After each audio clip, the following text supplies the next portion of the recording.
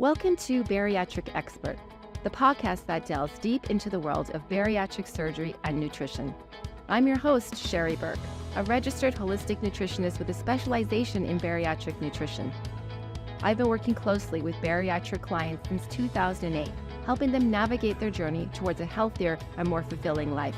Whether you're considering bariatric surgery, have already undergone the procedure, or are simply interested in learning more about this transformative field, this podcast is for you. So hi. Today we have a very special guest joining us, Mr. Craig Rock. Now, Craig's from Seattle, Washington, and he is an addiction counselor and the owner of North Star Treatment Group. He's here to share his incredible journey through gastric sleeve, revision surgery, as well as expertise in addiction and healing. Craig, welcome to the show. Wow, thank you, Sherry. It's a pleasure to be here and have the opportunity to discuss addiction and healing with you in the audience. Fantastic. So before we dive into the topic of addiction and healing, the most important topics of today, I'd like to know if you could briefly share your personal journey through gastric sleeve, revision surgery, as well as your solid maintenance that you're experiencing right now. Yeah, I can sure do that. So if I'm going to tell you about the gastric sleeve and my surgery, we have to get in a time machine and go back to 2017 because I need to explain to you what it was like. So in 2017, I weighed at least 400 pounds. I'm not sure how it works in Canada, but in America, the scale stopped weighing you at 400 and you can't get an accurate weight. So I stopped weighing at 400 pounds. I was super discouraged and down because I'd been a yo-yo dieter my whole entire life. Gastric cured that, by the way. I quit being a yo-yo dieter on with many bypass. Anyway, so I had gained and lost. I went on my first diet when I was 12 years old, and then the last one, I did this when I was about 55, and over the course of all that time, I'd gained and lost over 1,000 pounds. You heard that number right. Let that just sink in. 1,000 pounds. What a pro you are. You're a professional at this, Craig. That's why I wanted to talk to you today. Gained and lost and gained again. And so I was so beaten down and so discouraged, I thought that there was no hope. I literally threw the dice and gambled because I didn't have health care insurance. I threw the dice and gambled, throwing the dice being a metaphor for I just took a chance. And I came down to Mexico. I had a referral for Dr. B. And at the time that I saw him, initially, I weighed 400 pounds. I was severely diabetic to the point of it being life-threatening. I had high blood pressure. I had oxygen deprivation. My doctor in the United States wanted to put me on oxygen because I was so obese that I wasn't getting enough oxygen. Sleep apnea and acid reflux, which would happen in the middle of the night. So I would wake up choking and gasping for air, which was terrifying. I was literally being crushed to death by my own weight. The scariest thing, and then I'll move on, was my diabetes, because my blood sugar levels were in the 600s and 700s. And the doctor said, do you realize that in the 700s, we typically hospitalize people? We can't do that with you because you don't have health care insurance. He said, Craig, I don't know what we're going to do. You have an A1C of 13. You have blood sugar levels in the 700s. He goes, I guess we're going to wait for you to go into a diabetic coma, or you're going to have a heart attack, or you're going to throw a blood clot to the brain. Have a stroke. And I was so desperate to save my life. I went down. I am not joking when I say I crawled into Dr. V's clinic. I was so sick and so broken, and I was willing to do anything. I had that surgery, and everything went into remission. I lost over 100 pounds. I lost almost all my weight in 6 months. Diabetic remission. I now have an A1C of 5 and my blood sugar levels are in the 100s. my sleep apnea is gone. For the first time in years, I would wake up rested and feeling relaxed. Lower back gone, knees gone, oxygen deprivation gone, acid reflux gone, sleep apnea gone. It was all gone. Every single medical condition I had is gone or in remission. And I guess that would be my story. Did that answer your question? Because Yes. I talk way too much. No, your story, I think, resonates with a lot of people. The pain that you are in by the time you make the decision that now's the time, right? What is the expression that they say in recovery? When it's painful enough, how does it go? Yeah. Typically, you're not willing to get better until like it hurts bad enough. Yeah. And then when it gets bad enough, you're ready to. So that would deal with the stages of change. And typically, people will not change until it just gets that bad.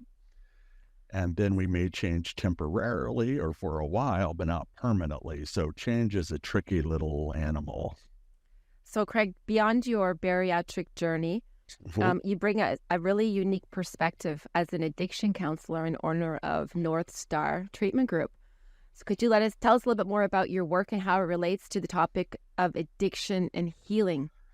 Yeah, absolutely. At North Star Treatment Group, we specialize in helping individuals navigate the complexities of addiction, and boy, is it complicated, and supporting them in their journey toward recovery. Addiction and healing go hand in hand, and through my personal experience and professional expertise, I've witnessed the transformative power of healing from addiction. Today, I'm thrilled to delve into the important topic and shed light on the intersection between bariatric surgery and addiction and the healing process. I'll just say that the language of healing is transcendent. It's universal. It goes everywhere. So whether it's addiction or depression, healing has a certain language, a feel to it, and it's transcendent. It goes everywhere. I have found with my weight loss, given that I gained and lost 1,000 pounds over a lifetime, and I almost died from obesity, I could not lose weight and keep it off until I did this healing work. And I would argue, I mean, everybody's very unique and individualized and different. And I get nervous when it's a one-size-fits-all approach. But I would argue that healing is probably the best way to keep the weight off. And if you're going to go on this gastric journey, then in my opinion, you might as well go on a healing journey too. Does that make sense? Absolutely. And Craig, before we dive a little bit deeper, can you let us know where we can find out more information about North Star Treatment Group? Yeah, for sure. We have a website. Post-COVID now, we're completely online. We don't have a brick and mortar building anymore. So it's northstartreatmentgroup.com. And we offer all of our services online via Zoom. So just like this. So if you're a bariatric client or bariatric patient and you're missing the link to healing, which is an addiction, because that's what it is as well, right? A food addiction, then please feel free to reach out to Mr. Craig Rock at northstartreatmentgroup.com to learn more about their services approach and for addiction and recovery. Craig, talk to me a little bit about how food can be so addicting, or how going through therapy can help heal, and how we can learn more about how to protect ourselves from regain. Right. Let me just qualify by saying I'm 24 years with no drugs or no alcohol. I'm 15 years without a cigarette, and I used to smoke 2.5 packs a day. And I'm 5 years with over 100 pounds off, and I've not gained that back. So I know just a little something about addiction. And then, of course, I'm an addiction counselor, but all that head knowledge, it's really about whether I can practice it more than I can know it. I don't know if that makes sense or not. So what I found is that anybody or most everybody who suffers from addiction gets really invested in three fundamental lies about themselves. And by lies, I mean untruths, or they believe things about themselves that it's just not there. And the first one is that they feel fundamentally different from everybody else. And this typically starts in childhood. It is if you are an alien and you landed on Earth, and then you go to school, you go to kindergarten, first grade, second grade, and you see that everybody else is normal and right and average, and you're abnormal or out of the box or wrong, or you just get this sense, or there's a sense that I'm just fundamentally broken and everybody else is right and I'm wrong. I feel broken. I feel less than all the other humans on the earth. So that's the first lie. My value as a person is diminished. The second lie then is, for the very first time, I pick up a substance, alcohol, drugs, sex, food. For me, it was food. I went on my first diet at 12, remember? Food was the first addiction to come and the last addiction to leave. You pick up this thing and it makes you feel a little better. And then you get invested in a second lie, and that is, it can do for me what I cannot do for myself. Food can provide me with ease and comfort, love, understanding, acceptance, kindness. Food can do all of these things for me that I just can't do for myself. Food is the cure for my life. Alcohol is the cure for my life. Drugs are the cure for my life. Sex is the cure for my life. Gambling is the cure. You see what I mean? And you pick that up and you think this is the cure. And then you get super, super, super invested in that until it eventually flips on you and you start having consequences, at which point the third lie comes into play, and that is, I have no hope. I abolish all hope. It is just the way that I am. I could never get better. This addiction, this living with the consequences, this being 400 pounds is just the way I am. I live without hope. I have to accept my lot in life. I'm a 400-pound guy, and I always will be until the day I die. And the evidence of that is 1,000 pounds that I've gained and lost. So the last lie is there is no hope. It just is who I am. Does that make sense? 3 lies. Yeah, I'm loving this. And once you get those 3 lies into place, I call it the doomsday trifecta. And I see people hold on to those 3 lies literally until the grave. And I don't mean to be morbid or gross. I'm just being factual, and being factual based on my own experience. I did not quit drinking and drugging until I almost died one night. I did not quit smoking until my lungs and throat were so damaged that I couldn't breathe right. I did not quit eating food compulsively and addictively until I weighed 400 pounds and my life was threatened. You see what I mean? So when we get clean and sober, we have a lot of work to do. It's not just putting down the food or putting down the drink or putting down the alcohol or the sex or the drug or the gambling. You know, for some people it is, but I find in my experience, and I've been doing this for 18 years, in my experience, I find that no, a lot of healing work has to be done. And so I find that the best way to do the healing work then is to reverse these 3 lies that are in place. I'm worthless. Alcohol, drugs, sex, food, whatever can do for me what I can't do for myself. And then the third one would be there's no hope. So what I have to do when I'm on my healing journey is I have to reverse those 3 things. And it starts in reverse order. The first one is that there is hope. And so then the way that we deal with that is we make an admission of powerlessness, which consequently is not easy to do. And I want to make sure I put this out there because we're human beings. We come with a fight flight response to almost everything. So, for example, if you put me in a back alley, right, and I'm walking down an alley at midnight and some sort of shadowy figure steps out from behind a garbage dumpster, maybe with a knife in their hand, I'm not going to just stand there and say, I'm powerless. I'm just not going to do that. I'm going to either run. I'm almost 60, so I don't run anymore. I'm going to run or I'm going to fight. I'm going to do one of two things. The third thing might be I might just freeze too. So run, fight, freeze. Or let's say, for example, I'm driving down the road in the middle of the winter and it's super icy and I'm going 70 miles an hour and my car starts to go into a slight skid. I'm not going to just look up and go, ooh, I'm powerless. No. No. I've got to do something.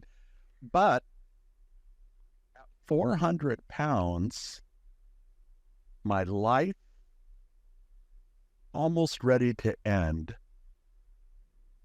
I also would say that I struggled to say I'm powerless. Now, at that point in time, when I rolled into Dr. V's clinic, I was absolutely powerless. I was devastated. I was broken.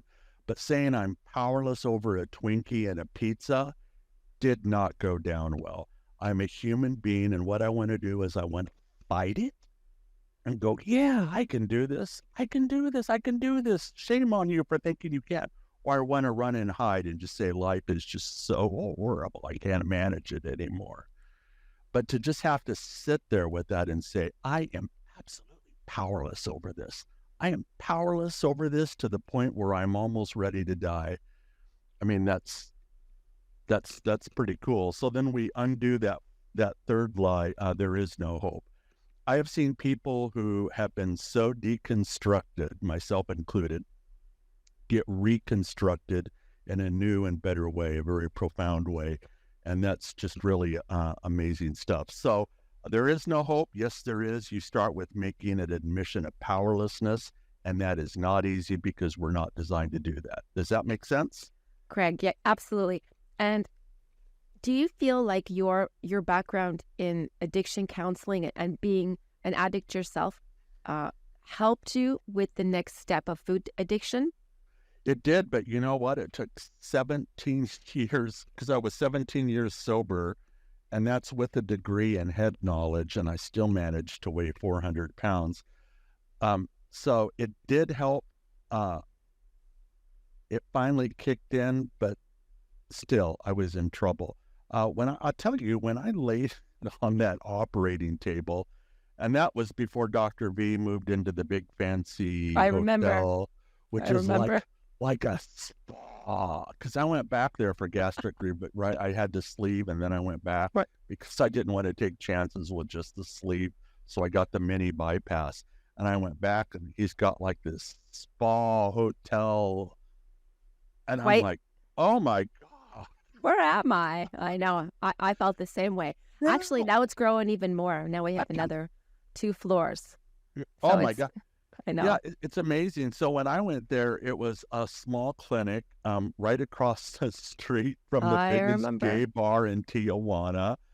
And those bitches, they like you to play can say that. You can say it. Those bitches like to play that music. So, and the bass is like, bum, bum, bum, bum. So, you know, you're out of surgery and those girls are dancing all night long. And it just... I remember. And now we're in a fancy, pretty hotel. Oh, it's beautiful. Marble floors, chandelier in the lobby. I know. It's like, I mean, yeah. So from the little clinic across from the gay bar to this big, huge, oh my God, it's amazing. So he's done well for himself. I want to ask you a question. I know that you're exercising right now, and I know that you love swimming. How did that happen? Your swimming career? You told me once, if you can find something that you like to do it, because that's how you'll get your exercise. And you were absolutely right. I'm the guy who in physical education and PE, the PE teachers would let like they'd pick 5 team captains, and then they let the team captains pick out everybody. And I was inevitably the last person picked. Oh, Craig, So make me cry, Craig, and that sucks. it was really horrible. And Yeah. I don't know. Yeah. Anyway, so I don't want to be judgmental against the education system, but it was not a nice thing to do. Yeah. Yeah. Anyway, so that's sort of how I associated with exercise. And then with, up and down the scale, I would go into LA Fitness, or as I like to call it, the French gym, La Fitness. I don't know. I think they have those all over. Yeah, La Fitness. They do. Yeah. And I would think to myself, because there's these big muscle guys, they would grunt, and it was that thing again that, oh my God, they're all normal and I'm really abnormal. And it hurt my feelings to go to the gym. I felt so singled out. I felt like I was the worst person there. I really hated exercise. I just hated it with a passion. And I hated the gym and the PE teachers. But you said, if you can find something that you like doing, you'll exercise. And I thought, well, jump forward, and I went to visit my mom in Nampa, Idaho, and I went to this place called Givens Hot Springs, and I jumped in the water, and I hadn't been in the water in a long time because I don't like to take off my shirt. And I got in the water, and it was wonderful, and I moved freely, and I thought, I wonder if I can swim a lap. Well, yes, I could. And so I got done with that, and I thought, I'm going to go back to Seattle. I'm going to join the YMCA, and I'm going to see if I can start swimming. I did it. I got in the pool, and I started swimming 1 lap, and then 2 laps, and then 3 laps. And then I learned I could do a kick turn, and that really motivated me, meaning I could tuck my tummy, roll over, push off the wall. And I'm like, oh my God, I can do that. Good for you. I love when I saw you in the water for today. When I see you in the swimming pool, to have a picture on social media makes me really happy. And I think also that sometimes the journey changes. Like I would love spinning, and I'll go through a phase where I'll do 6 months, 8 months of spinning, and then sometimes, like right now, I'm in a phase where we're biking outside every day. We're going golfing. We're staying active. I think staying active, and if it gets really hard for you to go to the pool, because you're just not into it, you don't feel like it, I think that then you have to re-look at it and say, hey, maybe I should join a class, or maybe an aquafit class, or, just switch it up a little bit. Yeah, so while I was at the pool swimming, I made friends who supported me in my endeavors to stay healthy, and they recommended that I get a bike. And so I got a bike from REI. I love the bike. And then they took me out on the trail for the very first time. It's called the Ording Trail. And in Seattle, Washington, we have one of the biggest mountains. It's called Mount Rainier. And this trail rides right into Mount Rainier. And I get on that trail and I ride that bike with this mountain right in front of me. Yep. And it just fills me in such a way that I can't even put into words. It's one of the ways that I get God energy. I'm not a big church guy, not to say that there's anything wrong with that.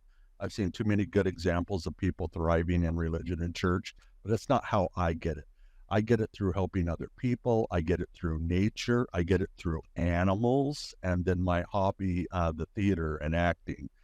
So I get that was my next question for you. I was really excited to ask that question. And your I feel that when people take the time to do things like you're doing now, I think it's a form of volunteering, and I think that form of volunteering protects you. And maybe that what did you call it? What is it called? A God shot. A God shot. That's a God shot. Yeah. Can I steal that from you? I really like that. Yeah. It's a good thing. So I don't get my God shots in the traditional sense. Not that there's anything wrong with that. I think that the whole God thing works for me like a radio frequency, and it's like an old transistor radio from the 1970s, and you dial in to the channel that works best for you. Excellent. And what works best for me is first and foremost helping others. If I can be in a room full of alcoholics and addicts, and we're crying and sobbing and working on our troubles, and I can be of service, oh my God, I just feel like God is giving me a hug. It's beautiful. when I ride into that mountain, when I hold my dog, and all of those are awesome God things. So, Craig, how is it that you went from somebody who was afraid to go into LA Fitness or La Fitness?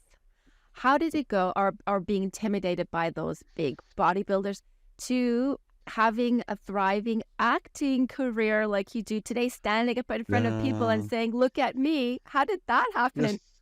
when I had gastric and I lost all that weight, I started getting attention, which was really uncomfortable. Both women and men. I mean, I was getting a lot of attention, and I'm like, oh, attention. But this one woman came up to me and said, you got a daddy thing, and I think we could sell it. And I'm like, daddy? A daddy thing? We can sell it? And so I started taking acting classes, and much to my, because I'd taken acting classes a long time ago in high school back in Nampa, Idaho, and land from far away called the 1980s. But it had been a long time. And so what I discovered was all of these years of being a counselor, I had all these stories and people and personalities that lived in me, and I was a fairly good actor. So I got some commercials, I got some background parts in movies. That was fun. And then I started auditioning for community theater, and I rose quickly. I just recently finished Murder on the Orient Express, and they gave me the lead, Hercule Poirot. And that was just amazing. This summer, I've done a 400-year-old French play called Tartuffe. And I played Orgon, the patriarch, who gets taken in by a grifter. So it's fun. Craig, I love it. I want to ask you what's in store for you in the future as far as your acting is. And what are some things that you're looking forward? Like what's Craig going to do for the next 6 months? What do you see moving forward with your swimming, with your acting, with your weight loss, with your work? So let's start with exercise first, because I've discovered now, and I never knew this, that I like lifting weights. So Me too. Yes. Ideal day for me is I get on my bike and I take my ride, which is about 25 miles round trip. And with the break, it takes 2 hours. And then I come home and I go to work at my desk. And then in the evening, I go lift weights. So I'm happiest when I'm doing 2 workouts a day. I even have a little itty bitty, you can't see it, but I have a little itty bitty muscle. I've never had a muscle before. And I looked at that and I went, what the hell? I got to. And you like it. You feel powerful. Yeah. And tell me you're not getting a good cardiovascular workout as well when you're lifting weights. I do. Oh my God. I sweat. I'm like a real man for the first time in my life. I'm like, ugh. You're like one of those guys from La Fitness. I know it. Yeah, you're channeling the bodybuilders. I'm like the Law Fitness guys, and I grunt and moan and sweat, and I'm like, I had no idea I could do it. I didn't know I could swim a mile. I didn't know that I could bike 25 miles, and I didn't know I could lift. I had no idea that I was capable of any of that. But boy, what you find out when you try, huh? Right. When you open yourself to that energy, and So so your fitness journey is going to continue on the bike until, I guess, weather permitting, right? Yeah, and then once, so that would be the end of September, beginning of October, then I'll go back to the pool. Mm-hmm. At the YMCA, so, I can swim a mile. It takes almost an hour. But in that time that I've been going there, I've also discovered that if I go in the hot tub and bubble, I would never go in a public hot tub because I didn't want people to see my body. But I do now. I go in the hot tub and bubble, and then I go into the sauna for 10 minutes and bake. Oh my God, do I feel good. That's another thing I didn't know. You find out so much about yourself. I like a sauna. I do. You are making me want to go to the gym. You know that. Because I have my own gym at home, but it's not like we were talking about earlier. Working out, sometimes you need to do things to change it up, switch it up. I think that my time right now is coming where I need to go to an actual gym. Okay.